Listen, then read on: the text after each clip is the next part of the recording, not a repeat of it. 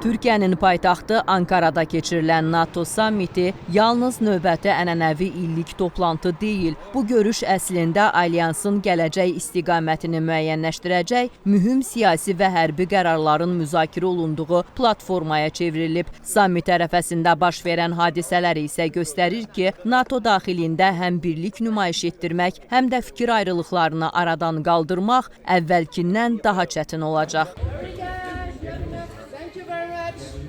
Sammitə bir neçə gün qalmış ABŞ prezidenti Donald Trump'ın İtaliyanın baş naziri Giorgia Meloni ilə sosial şəbəkələr üzərindən yaşadığı gərginlik diqqət çəkib. Bu mübahisə şəxsi xarakter daşısa da, əslində Vaşinqtonla bəzi Avropa paytaxtları arasında son aylarda yaranan fikir ayrılıqlarının növbəti təzahürü kimi qiymətləndirilir. Xüsusilə Avropa ölkələrinin ABŞ-nin İranla bağlı siyasətinə tam dəstək verməməsi Trump administrasiyasının narazılığını daha da artırıb.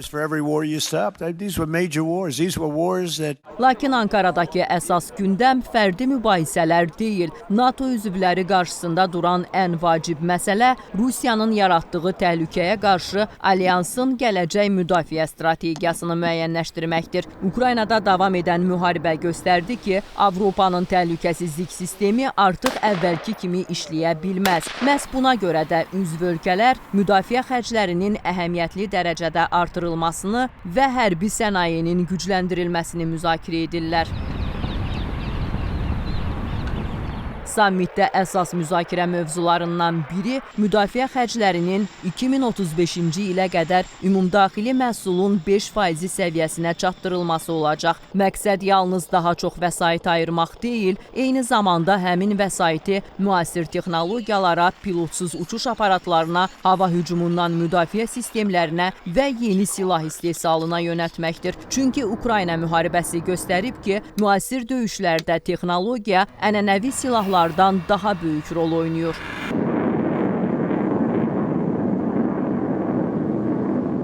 Digər mühüm məsələ ABŞ-nin Avropadakı hərbi mövcudluğudur. Vaşinqton artıq Avropadakı qonşularının sayına yenidən baxacağını açıqlayıb. Bu isə NATO daxilində yeni mərhələnin başlandığını göstərir. ABŞ təhlükəsizlik yükünün daha böyük hissəsini Avropa ölkələrinin üzərinə götürməsini istəyir. Baş katib Mark Rutte'nin də NATO 3.0 adlandırdığı yanaşma məhz buna əsaslanır. Yeni modeldə ABŞ alyansın əsas dayağı olaraq qalsa da, Avropa öz müdafiəsinə görə daha çox məsuliyyət daşımalıdır. Bu baxımdan Almaniyanın mövqeyi də diqqət çəkir. Berlin bildirir ki, artıq yükün bölüşdürülməsi sadəcə siyasi şüar deyil, real prosesə çevrilib. Almaniya müdafiə xərclərini sürətlə artırır və digər Avropa ölkələri də oxşar addımlar atırlar. Məqsəd ABŞ-dən asılılığı azaltmaq və Avropanın müdafiə imkanlarını gücləndirməkdir.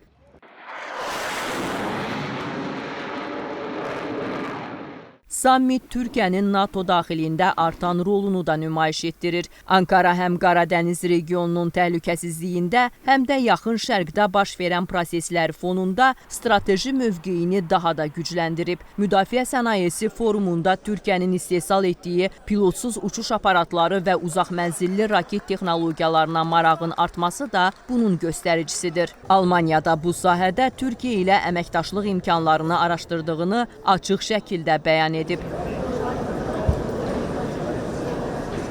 Eyni zamanda Ukrayna məsələsi yenə də sammitin əsas mövzularından biri olacaq. NATO bir daha bildirir ki, məqsəd Ukraynanın danışıqlarda güclü mövqedə iştirak etməsini təmin etmək və uzunmüddətli sülh üçün lazımi dəstəyi davam etdirməkdir. Bununla yanaşı alyans Ukraynanın döyüş meydanında əldə etdiyi texnoloji təcrübədən də faydalanmağa çalışır.